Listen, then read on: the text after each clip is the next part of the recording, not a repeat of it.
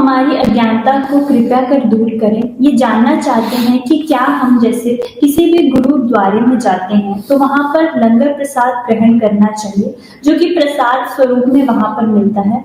आमतौर पर हमने ये सुना है कि रास्तों पर भंडारे वगैरह का वितरण करना चाहिए, अपनी क्षमता अनुसार, पर ग्रहण नहीं करना चाहिए।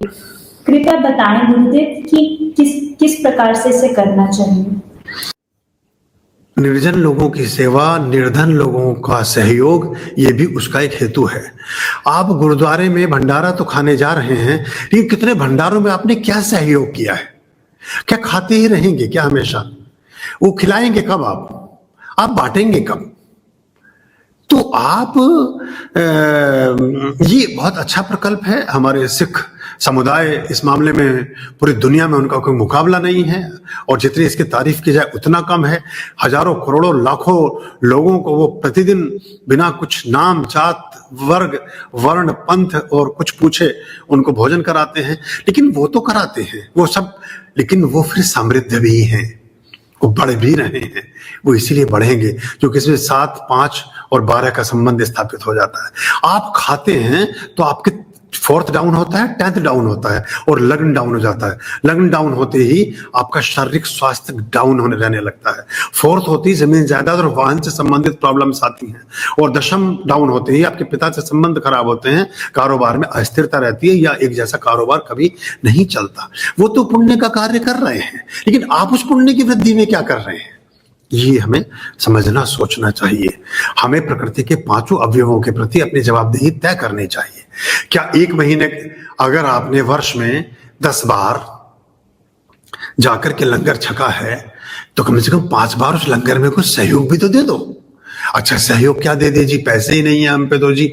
और मनोकामना आपकी पैसे पाने की है जी, फिर मनोकामना पैसे पाने की ना रखो, फिर परमात्मा पाने की रखो। अब वो इसमें भी मजा नहीं आता जी। खाली परमात्मा के रख के क्या कर लेंगे? जेबें भरी भी रहे तो मजा सा आता है कुछ, परमात्मा भी खाली क्या करेंगे जाके? बाजार में तो धन काम आएगा।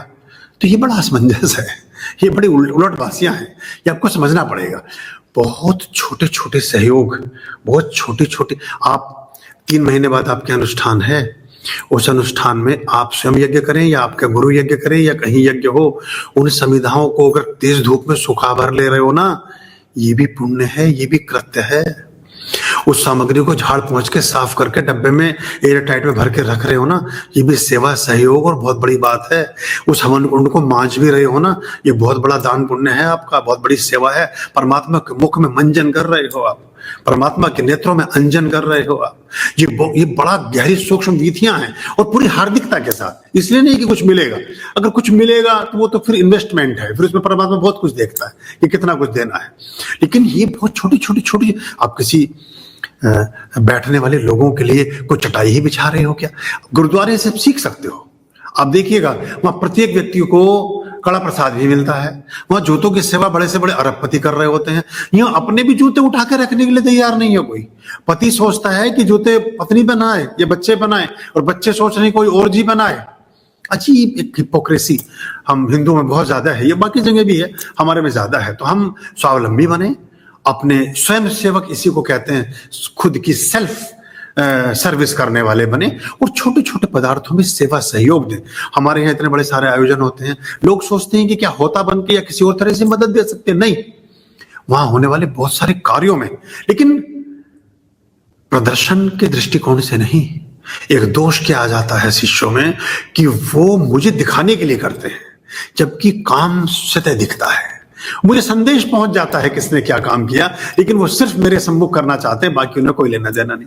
तो वो आप श्रेय और प्रेय के लिए कर रहे हो। श्रेय और प्रेय के लिए किया गया कार्य निर्मूल, उसकी कोई मान्यता नहीं रह जाती। जो उसके पीछे स्वार्थ था प्रशंसा पाना, उसके पीछे स्वार्थ था अपनी स्थिति बनाना, उसके पीछे स्वार्थ था किसी लाभ को ले लेना, उसके पीछे स्वार्थ था किसी लोभ में फंस जाना। कर्म कहाँ रहा? पुण्य कर्म तो हुआ ही नहीं, वो तो बह गया साइड में। अब आप दिखाने के लिए कर रहे हो तो वो दिख गया, बस बात खत्म हो गई। नींव के नीचे जो पत्थर लगे हैं वो बिल्डिंग की इमारत को संभाल कर रखते हैं। वो पूरे के पूरे जो उसका मुकुट मणि सजा है मंदिर के ऊपर, जो स्वर्ण कलश चढ़े हैं मंदिर के ऊपर, वो टिके हैं उस धूल धूसरित शिलाखंड के ऊपर जो मंदिर के प्रस्तर प्रखंड में नीचे कहीं दबी है नींव में, और उसे कभी सूर्य का प्रकाश नहीं पहुंचता, उस पर कभी अभिषेक नहीं होता, उस पर कभी हवा नहीं लगती, उसका कभी कोई नाम भी नहीं लेता, लेकिन मंदिर टिका है उसके ऊपर। तो ऐसे ही गुरुओं की वाणियां, गुरुओं की सेवा, गुरुओं के प्रकल्प उन शिष्यों के परिश्रम पर टिके होते हैं जो कभी कहीं दिखते नहीं है और बस करते रहते हैं अपने अबाध गति से कार्य। तो वो गुरु की दृष्टि में आते हैं और गुरुओं की भी गुरु की दृष्टि में आते हैं, तो फिर उनके जीवन एकदम परिमार्जित और परिष्कृत हो जाते हैं, शुभ और श्रेष्ठ हो जाते हैं। एक थोड़ा सा ज्ञान होने के बाद दूसरों के अवगुण दिखने लगते हैं। कई बार आपको ऐसा लगता होगा कि मैं भी बड़ा सुधार करता हूं, मैं भी बड़ी टीका टोकी करता हूं, मैं भी बहुत कमी निकालता हूं कुछ चीजों को। मेरा दृष्टिकोण आपके लिए शुभता और शुचिता से भरा है। मैं तो पिता समझकर, बेटी समझकर, बहन समझकर, माँ मैं तो आपके साथ एक रिश्ता बना लिया हूं। जो दीक्षित शिष्य होते हैं उनके बारे में शिव सूत्र में सबसे पहले दीक्षा पार्वती को देते हैं शिव। तो कहते अब क्या धर्म होगा? बोले अब सब धर्म होगा, अब मैं तुम्हारा भगवान भी हूं और मैं तुम्हारा शक्तिमान भी, और मैं तुम्हारा पति भी, और मैं तुम्हारा परमेश्वर भी। वहीं से पति परमेश्वर की व्याख्या की व्यवस्था शुरू हुई है। मैं सब कुछ हूं। अब मेरी दृष्टि तुम्हारे हर क्षण तुम्हारे कल्याण में निहित रहेगी। तो अब वो तो हो ही गई, लेकिन हम किसी और चीजों में फंसे रहते हैं और फिर वो अवगुणों को पॉइंट आउट करने के लिए करते हैं। तो हमें लोगों के साथ सहचर्य बढ़ाना चाहिए, सहबंधुत्व बढ़ाना चाहिए। जो किसी ने पूछा था सम्मान की बात, ये स्वयं निर्मित करना होता है, ये किसी से आप करा नहीं सकते हो।